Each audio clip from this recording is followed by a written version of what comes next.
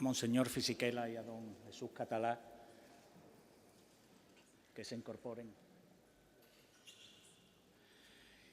porque sin solución de continuidad damos paso a la primera ponencia del Congreso propiamente dicha.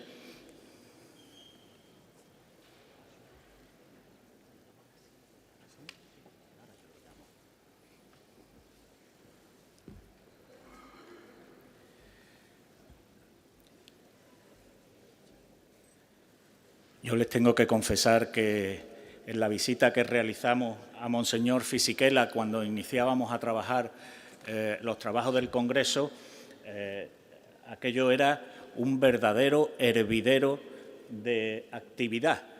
Toda la congregación estaba pues puesta en modo jubileo.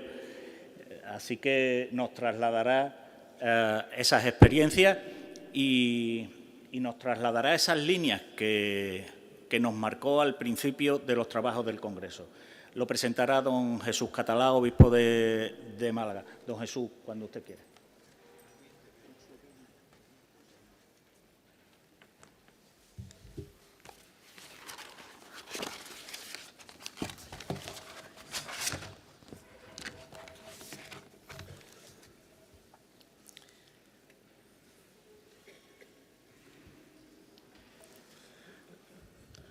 Un fraternal saludo, señor arzobispo, delegado especial del Santo Padre para esta ocasión, señor arzobispo de Sevilla y señor nuncio, demás hermanos, arzobispos y obispos, cabildo catedral, hermanos mayores y autoridades, cofrades y fieles todos. Presentar al ponente de hoy es un gozo, pero también es un poco un reto. Don Salvador Fisichella, más conocido como Rino Fisichella, nace en Codogno, en provincia de Lodi, en Italia, y frecuenta el Instituto Clásico en San Francisco de los Padres Barnabitas, en Lodi, alumno del Colegio Capranica en Roma y también de la Universidad Pontificia Gregoriana, donde obtiene el título de doctor en teología. En 1976 es ordenado presbítero en la Iglesia de los Santos Protomártires Romanos por el cardenal Ugo Poletti de la diócesis de Roma. Después de la ordenación pasa a trabajos y misiones pastorales, vicario parroquial en la Iglesia de los Santos Protomártires, donde fue ordenado, y también asistente diocesano de Acción Católica, nombrado canónigo de la Basílica de Santa María in Trastevere, y después enseñante de Teología Fundamental en la Universidad Gregoriana. Vicerrector después de la Iglesia de San Gregorio Nacianceno y capellán de la Cámara de los Diputados. Miembro del Comité Central del Gran Jubileo del 2000, que todos recordamos. En 1998, el Papa Juan Pablo II lo nombra obispo auxiliar de Roma y encargado del sector sur, ordenado por el cardenal Camillo Ruini, que era el entonces el vicario del Papa en la Ciudad Eterna. Ese año pasa a ser presidente de la Comisión Diocesana sobre las relaciones de ecumenismo y diálogo interreligioso. También colabora en la Congregación para las Causas de los Santos, colaborando en la encíclica Fides et Ratio. En el 2002 es nombrado rector de la Pontificia Universidad Lateranense, presidente del Pontificio Instituto Juan Pablo II, sustituyendo al cardenal Scola. Después trabaja en temas de beatificaciones, como lo de Antonio Rosmini, Pío XII, Juan Pablo II y Pablo VI, siendo miembro de la Congregación de la Doctrina de la Fe, de las Causas de los Santos, Pontificio de la Cultura y Congresos Eucarísticos Internacionales. En 2008, el Papa Benedicto XVI lo nombra presidente de la Pontificia Académica para la Vida, sucediendo al Monseñor Sgreccia. Y en el 10 es nombrado presidente del Pontificio Consejo para la Promoción de la nueva evangelización. En el 11, del Consejo de la Cultura, miembro del mismo y de las comunicaciones sociales. Y aquí participa en una iniciativa que es Misión Metrópolis,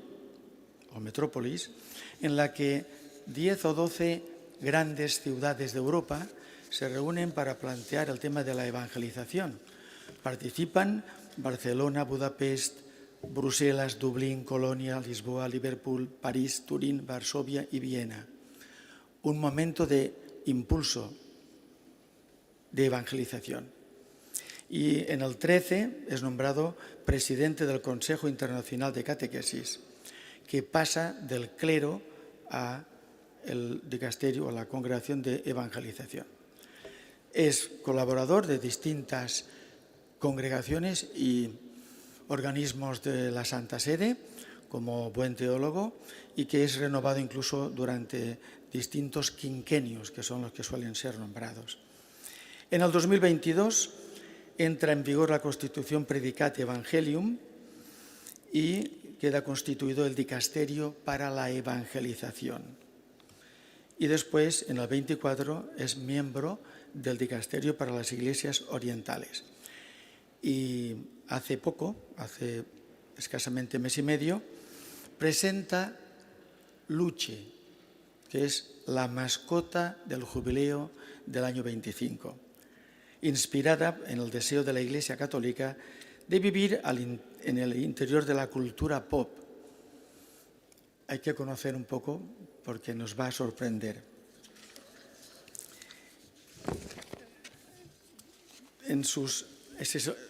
He hablado sobre, digamos, su colaboración en los organismos de la Santa Sede. Él tiene otro campo que lo cultivó desde mucho más joven, que es el trabajo de la docencia y de la escritura. Escritor, autor de obras teológicas fundamentalmente, que yo me he permitido agruparlas en 3 o 4 capítulos. Primero, teología fundamental, de la que ha sido profesor y encargado de esta materia, con unas obras: La Revelación, Acontecimiento y Credibilidad, Diccionario de Teología Fundamental, un léxico, Teología Fundamental de von Balthasar. Otro campo es la Cristología: Jesús de Nazaret, Profecía del Padre, El Camino de la Verdad, el misterio del hombre en el misterio de Cristo. Otro, digamos, grupo de trabajo, de escritos, son comentarios a documentos papales. Por ejemplo, Dios es amor, que se refiere a Deus Caritas. Un comentario, El Camino de Maús, que es de Sacramentum Caritatis. Y otro comentario, nuevo comentario teológico pastoral del Catecismo de la Iglesia Católica, así como de la teología del Papa Juan Pablo II. Y finalmente, la última agrupación sería la tarea suya como reflexión teológica en la teología. Forma parte de lo que sería la teología fundamental. Aquí tiene varios trabajos que nos lo presentan. Es difícil sintetizar tanto para una persona que desde muy joven ha estado dedicado en la Iglesia a colaborar de manera pastoral, en trabajos pastorales, en trabajos de la Santa Sede y en la docencia y en la publicación de obras. Me permito finalmente decir unas honorificencias que ha recibido. En el 2005 fue medalla de oro a los beneméritos de la cultura y del arte en Roma. En el 2021, comendador de la Orden de la Stella d'Italia, y en el 2022 recibe también la edición Premio Internacional Bonifacio VIII para una cultura de la paz. Deseo terminar esta presentación, que naturalmente uno se deja muchas cosas, pero podemos pensar que el señor arzobispo de Sevilla y los que han organizado este segundo congreso han elegido a un buen ponente para hablar de la misión evangelizadora alma de las hermandades, alguien que el tema evangelización lo lleva en el alma. Muchas gracias y a todos que podamos escuchar. El precursor es la voz que presenta y se calla. Ahora escuchemos la palabra.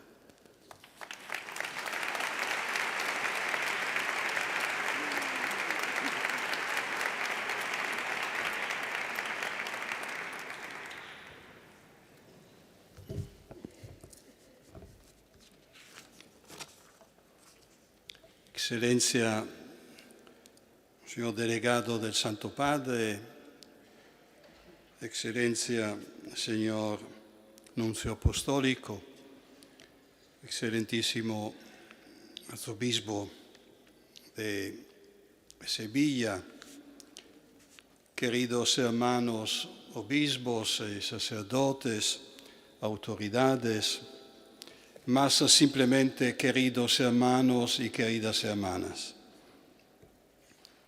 Ahora conocen todo de mi vida. ¿Qué puedo decir más? Agradezco muchísimo. Bueno, no puedo comentar todo que el señor obispo dice sobre mi vida y sobre mi obra, pero voy a hablar, a participar con ustedes una reflexión sobre las cofradías, especialmente en vista de la evangelización. Para crear un contexto teológico sobre la importancia de la piedad popular y en particular de las cofradías que expresan una parte significativa de ella, es necesario volver a la enseñanza del Concilio Vaticano II. En el segundo capítulo de la Constitución Dei Verbum, que expone el gran tema de la tradición, me parece la referencia más decisiva para expresar algunas consideraciones que pueden ayudar no solo a comprender la importancia del fenómeno de las cofradías, hermandades, esparcidas por el mundo entero desde hace siglos, sino sobre todo el rol que están llamadas a desempeñar hoy y mañana en la Iglesia. En algunos aspectos estoy tentado a aplicar a las cofradías la expresión de Henri de Lubac, un teólogo francés del siglo pasado, cuando, reflexionando sobre el gran valor del pensamiento cristiano de los antiguos autores, quedados en la sombra, se expresaba así: esta nube de testigos menores que con su mismo número atestigan el vigor de una fecundísima tradición, más de cuanto habrían podido hacer algunos grandes nombres aislados, nos había sumido en una especie de estupor. Estaba ahí nuestro patrimonio familiar, del que muchos sospechaban apenas su existencia, mas aún por el cual alguno ostentaba incluso desprecio, no habiéndolo explorado seriamente. Era necesario entonces traer nuevamente a la luz su valor, y eso no se podía hacer sin entrar lo más profundamente posible en las perspectivas mismas de la época que se estudiaba. Nosotros hubiéramos completamente fallado si en relación a ello no hubiésemos tenido al menos un cierto sentido de nostalgia.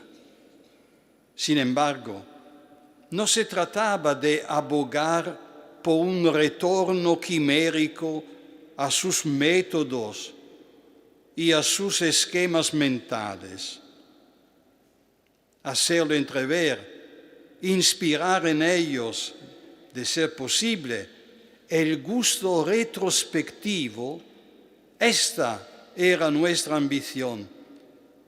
Y estamos cada vez más convencidos que similar resultado es seguramente una ventaja para el esfuerzo teológico de nuestro tiempo, puesto que, sin que debamos copiar a los antiguos, se puede recabar mucho de un mejor conocimiento, no solo de los frutos de su pensamiento, sino también de la linfa interna que lo has nutrido. Fin de la cita.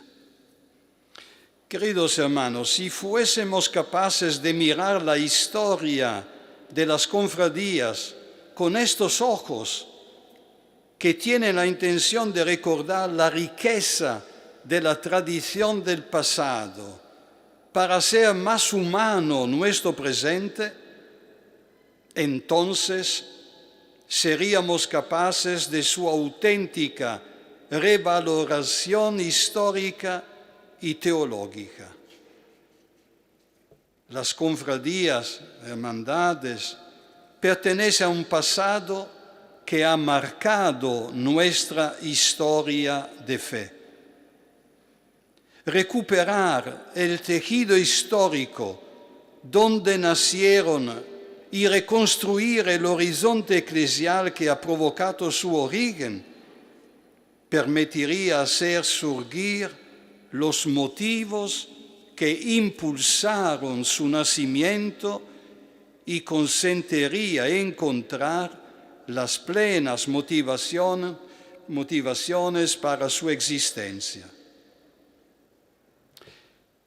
Diversos intentos ya han sido realizados en este sentido. Sin embargo, parece faltar aún el horizonte teológico que permitiría tener una visión más coherente con el desarrollo de la vida de fe y el testimonio que se deriva. Las cofradías, por tanto, deben insertarse dentro de ese proceso de tradiciones que marca la gran tradición de la Iglesia. Todo entonces vuelve al gran capítulo de la tradición. ¿En qué consiste? ¿Cómo se interpreta? ¿Cuáles contenidos le pertenecen? ¿Y en cuáles condiciones se puede modificar? Si se puede. Estos argumentos pertenecen a la vida cotidiana de la Iglesia de nuestros días. La respuesta que el teólogo está obligado a ofrecer no puede ser aquella simplista que viene de algunas partes propuestas con argumentos diversos. Algunos comportamientos hoy ya no son entendidos. La Iglesia debe ir al mismo ritmo de los tiempos. Faltan las bases racionales y todo se reduce a devocionismo.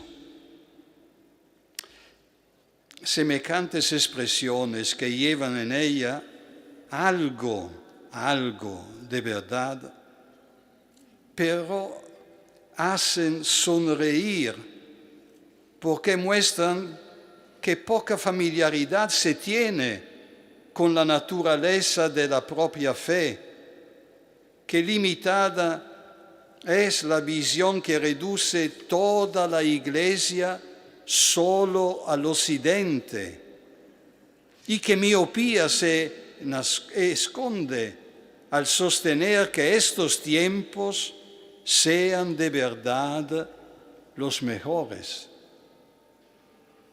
La fe queridos hermanos y hermanas, exige entrar en profundidad, no a detenerse en los slogans o en las repetidas investigaciones sociológicas sobre la religiosidad que de vez en cuando muestran una tendencia de crisis y abandono de la práctica religiosa, sin mostrar, sin embargo, otras manifestaciones de la fe presentes, más allá de la participación en la Eucaristía dominical y de la catequesis sacramental, que es tan importante, pero no es la sola realidad de la vida de la Iglesia.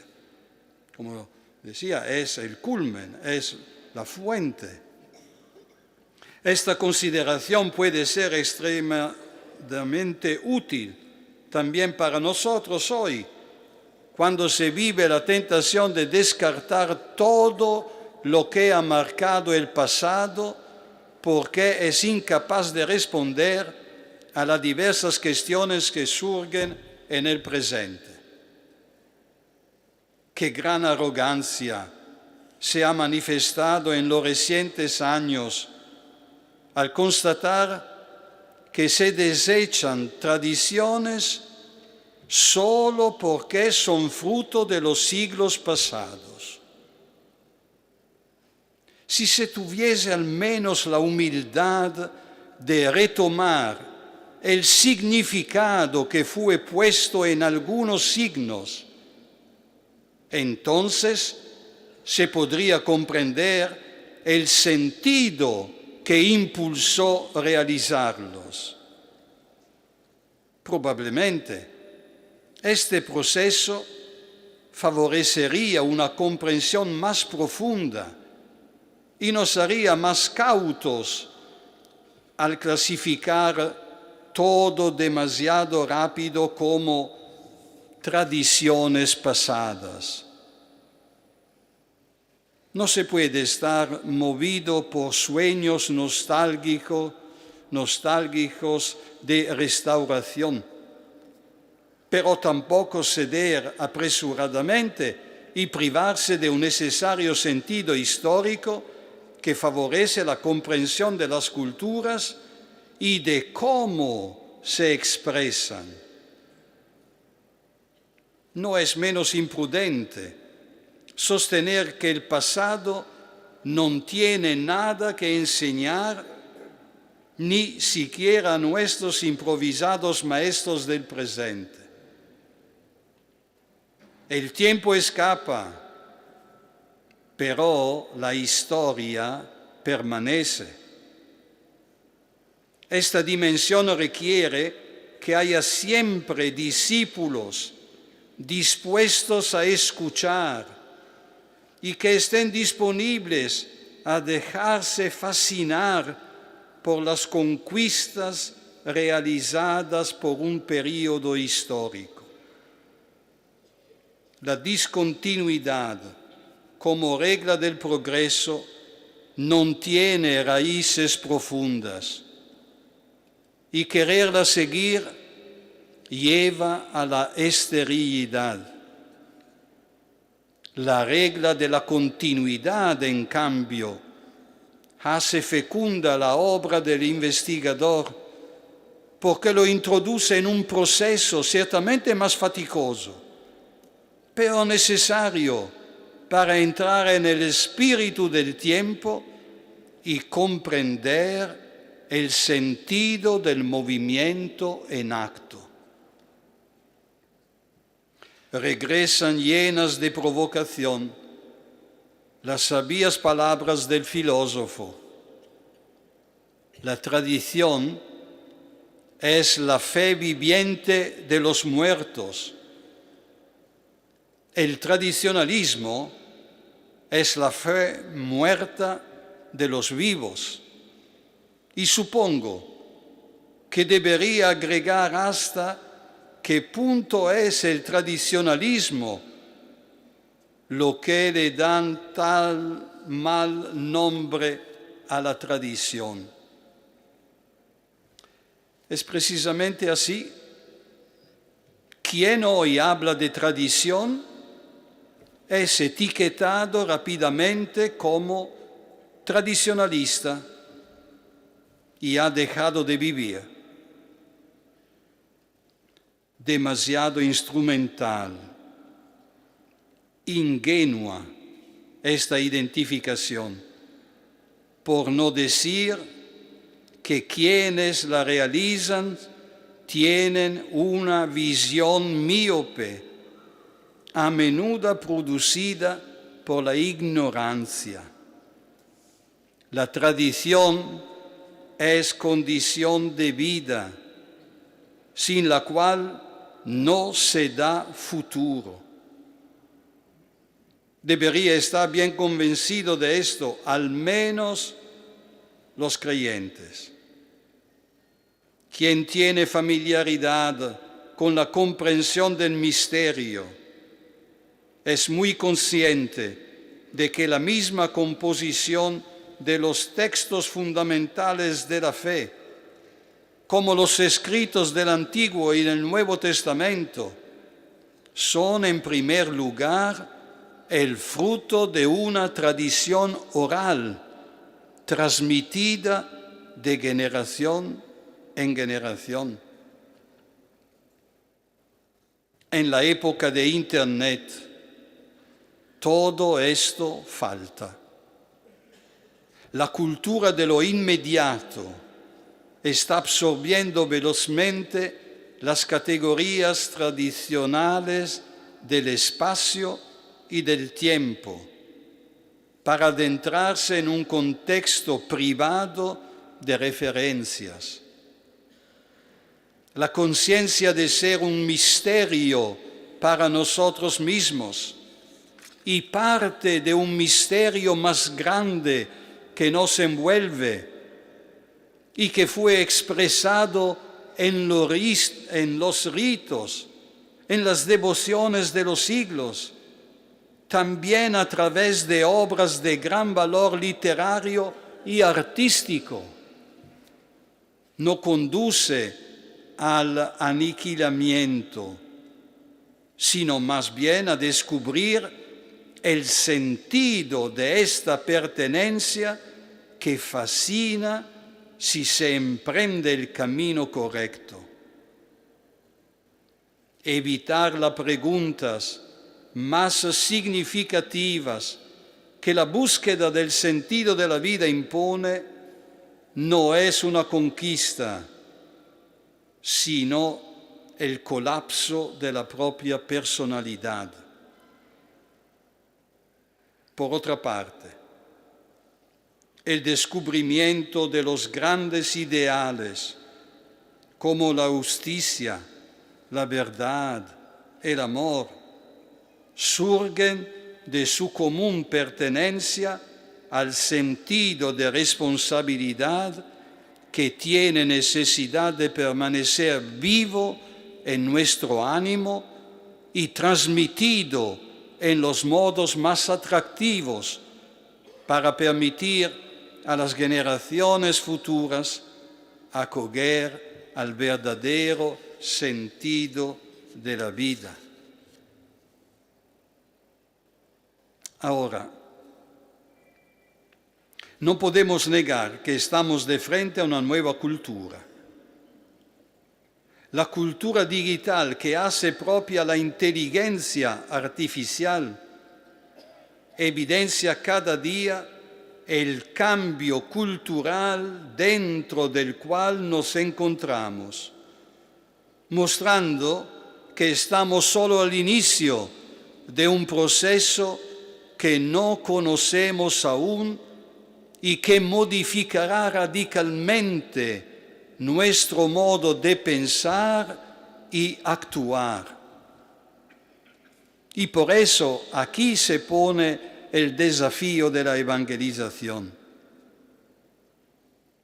Es necesario humanizar la tecnología y hacer la vida personal más capaz de descubrir el gran valor del estupor, de la maravilla ante la belleza, partiendo de uno mismo. Son muchos y diferentes los tentativos para adentrarse en la historia de las cofradías y hermandades. Me parece que precisamente aquí, en esta tierra, en esta estupenda catedral, aquí, en esta tierra que ha visto el nacimiento y la conservación de obras únicas en el mundo, fruto de la espiritualidad popular, se pueda con mayor convicción hablar de la belleza como vía privilegiada de la evangelización. ¿Qué es lo que atrae, sobre todo en la Semana Santa, a millones de personas que provienen de diversas partes del mundo, si no es la belleza de las tradiciones que las generaciones se transmiten gelosamente de padre a hijo y que son fruto de la fe de una comunidad que se identifica con algunos signos como expresión de identidad y de pertenencia. Sin belleza, queridos amigos, sin belleza no existe amor. Y sin belleza no tendríamos el inicio de la fe cristiana. El cristianismo, a diferencia de otras religiones, comprendió inmediatamente cuanto fuese decisivo para expresar los contenidos de la fe, recurrir a la belleza.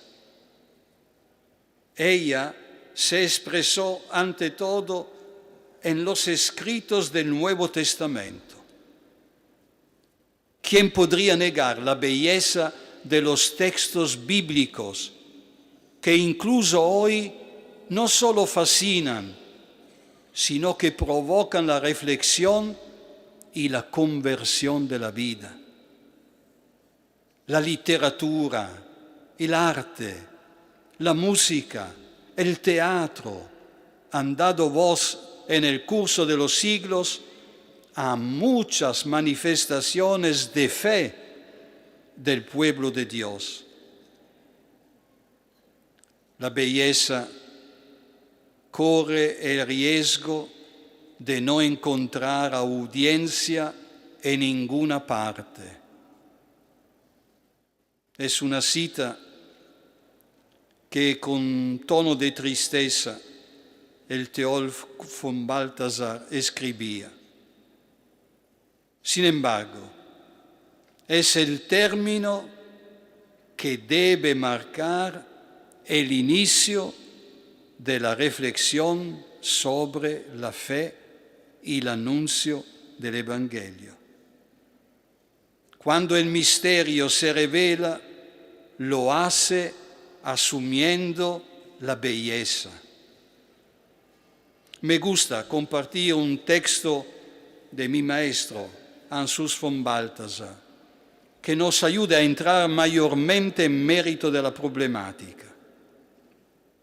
Cito: en un mundo sin belleza, incluso si los hombres no pueden prescindir de esta palabra y la tienen continuamente en los labios, equivocando su sentido, en un mundo que quizá no está privado de ella, pero que ya no está en grado de verla y de afrontarla, también el bien ha perdido su fuerza de atracción, la evidencia de su deber ser cumplido. Y el hombre se queda perplejo frente a esto y se pregunta por qué no debe más bien preferir el mal. La violencia de hoy es falta de belleza, es falta de anuncio de belleza donde viene amor. La belleza que siempre ha fascinado y creado una peculiar forma de contemplación que conduce al amor, podría desaparecer lentamente de nuestro mundo, con el peligro de caer en la desesperación. Si, desgraciadamente, esto sucediese, el vacío sería enorme y no podría ser sustituido por nada. Donde falta la belleza, ahí falta el amor. Y con este, el sentido de la vida y la capacidad de generar. Nuestro mundo, lamentablemente, ha abusado del término. La belleza recorre cada vez con mayor frecuencia los discursos públicos. Sin embargo, parece que ya no se está en grado de verla y realizarla.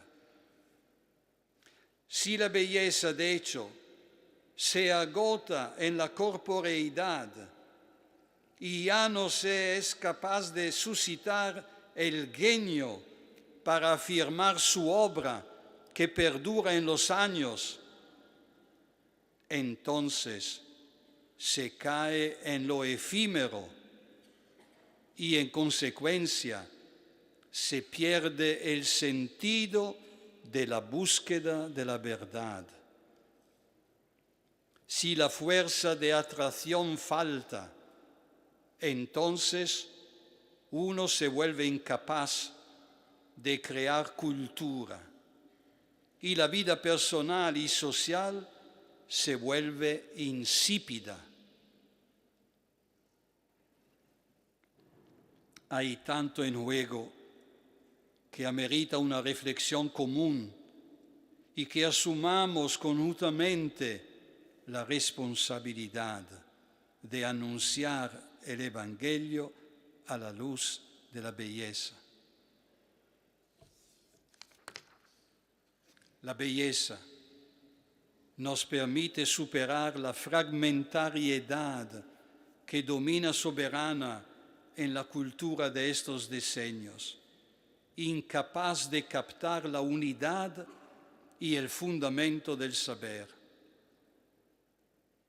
Por paradójico que parezca, nuestros ojos han perdido su fuerza y como los somatidios de los insectos solo son capaces de captar lo suficiente para responder a las preguntas inmediatas, sin ser ya capaces de plantear el interrogativo de fondo sobre la existencia que nos pide dar una respuesta llena de sentido. El contexto para releer hoy la historia de las cofradías no debería prescindir de esta dimensión estética. Ciertamente, yo no ignoro la vía de la caridad, que tomando forma en las obras de misericordia ha generado en el curso de los siglos el deseo de hombres y mujeres que de manera comunitaria han vivido en las cofradías su testimonio de fe concreta, tangible, visible. Este camino, sin embargo, se puede insertar en la vía de la belleza, que ha sido percibida como un llamado a seguir de cerca la vía del discipulado cristiano. Nada ni nadie podrá nunca agotar la cantidad de maravilla que una persona experimenta ante la belleza. Las procesiones que atraviesan nuestras ciudades con los símbolos de la fe encarnada y enculturada no hacen otra cosa sino provocar maravilla y suscitar los interrogativos que están a la base de la conversión del corazón.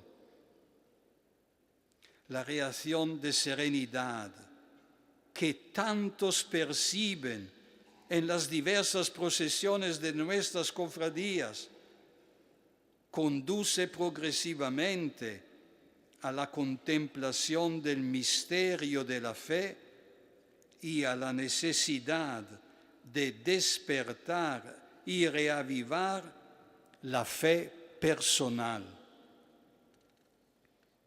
Esta expresión de la arte cristiana lleva consigo la tarea irrenunciable de anunciar la belleza de nuestra fe.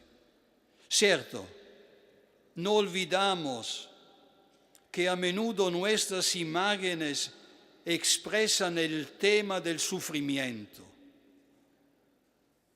Alguno podría pensar que el sufrimiento de Cristo o de la Virgen puede ser un obstáculo en la expresión de la belleza.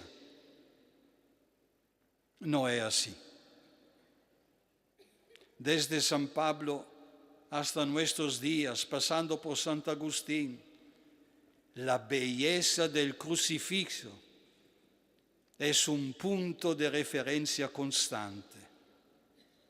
En este rostro maltratado por el sufrimiento, indescriptible de la muerte en cruz, nosotros aplicamos las palabras del Salmo: tú eres el más hermoso de los hijos de los hombres.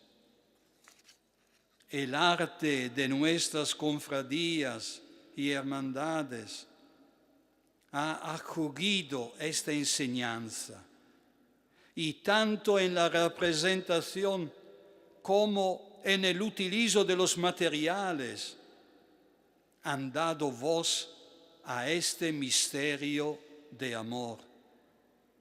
El oro, la plata, la madera más valiosa y las telas más finas, todo ha sido utilizado para hacer bello el sufrimiento fruto del amor. El paso de generación en generación que caracteriza la transmisión de las tradiciones populares permite a cada generación crecer en la fe, permaneciendo ligada a sus raíces. En este contexto, queridos amigos, no está fuera de lugar la referencia al aforismo medieval que adquiere todo su valor. Juan de Salisbury nos transmite la expresión de su maestro Bernardo de Chartres, que ha hecho historia.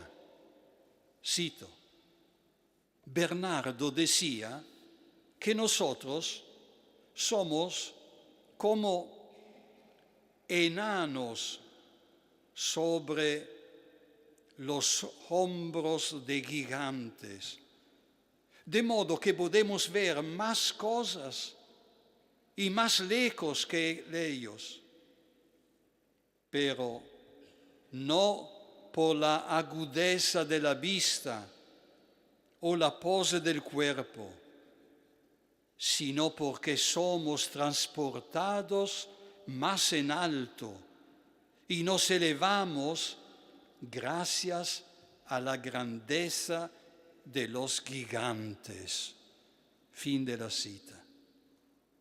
Me gusta pensar en las cofradías y hermandades de hoy como enanos sobre los hombros de los gigantes, capaces de ver más lejos que sus maestros, porque estos han impreso en las tradiciones, en las tradiciones los signos indelebles de la manifestación popular de la fe. Si estos enanos de hoy son capaces de vivir intensamente y con amplitud de mirar cuánto han recibido, transformándolo con coherencia en el espíritu de nuestro tiempo, en el futuro se convertirán a su vez en nuevos gigantes que hagan subir sobre sus hombros a nuevos jóvenes que vivirán con el deseo de transmitir de manera siempre viva las tradiciones de los padres. Queridos amigos y amigas, volvemos por lo tanto al inicio de mis consideraciones. La tradición como instrumento vivo para mantener la riqueza del depósito de la fe significativo para cada tiempo y que hoy en manera urgente necesitamos de nuevo de anunciar. El recurso a la tradición impulsa a las cofradías a conservar la responsabilidad de crecer como una comunidad. La transmisión de las tradiciones, de hecho, no es nunca una obra individual, sino que es expresión de una comunidad que se identifica con lo que ha creado para dejarlo a cuantos vengan después de nosotros. La llamada a ser testigos veraces de la palabra de Dios, entonces, compromete a las cofradías y hermandades para que en sus manifestaciones de fe y de caridad sean siempre testigos fieles de un contenido que abrace el tiempo pasado, pero capaces de mirar al futuro con la carga de esperanza que se compromete a transformar el presente. El recurso a la tradición, por lo tanto, puede ser un contenido a seguir para expresar de la mayor manera la relación de las cofradías y hermandades en la comunidad cristiana que vive y que actúa su historia. La tradición, por su propia naturaleza, está viva porque es entregada a una comunidad viviente que aporta siempre algo de sí en lo que recibe. Concludo con un hermoso texto de San John Henry Newman que puede nos ayudar. Comentando para sus estudiantes universitarios el pasaje de Lucas, el evangelista, en donde dice que María conservaba cuidadosamente todas estas cosas en su corazón. El santo cardenal aprovecha para aplicar las mismas palabras a la acción de la Iglesia. La comunidad de las cofradías puede hacer las suyas, infundiendo la necesaria renovación que la misma fe requiere. Cito: por eso, la Virgen María es nuestro modelo de fe, tanto en la acogida como en el estudio de la verdad divina. No piensa que es para ella suficiente aceptarla, sino que se detiene. No solo la toma en posesión, sino que la aprovecha. No basta para ella darle su asentimiento, sino que la desarrolla. No solo le somete la razón, sino que la aplica, no buscando razonar antes de creer, como Zacarías, sino sobre todo creyendo sin razonar y luego razonando con amor y reverencia después de haber creído. De tal modo, ella nos ofrece el símbolo, no solo de la fe de los sencillos, sino también de los doctores de la Iglesia, que tienen la tarea de investigar, valorar, definir los contenidos de la fe, además de profesarla. Por lo tanto, se deberán reconocer plenamente la dificultad y el riesgo de desarrollar lo que está implícito en una tradición.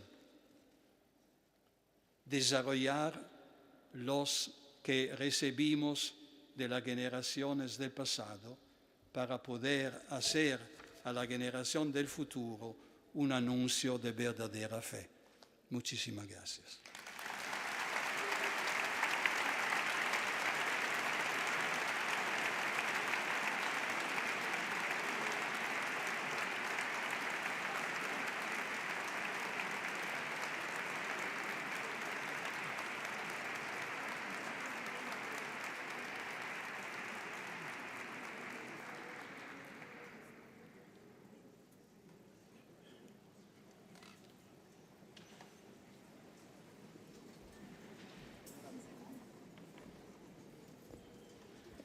Nos preparamos para la celebración de la Eucaristía, mientras los señores arzobispos y obispos se revisten.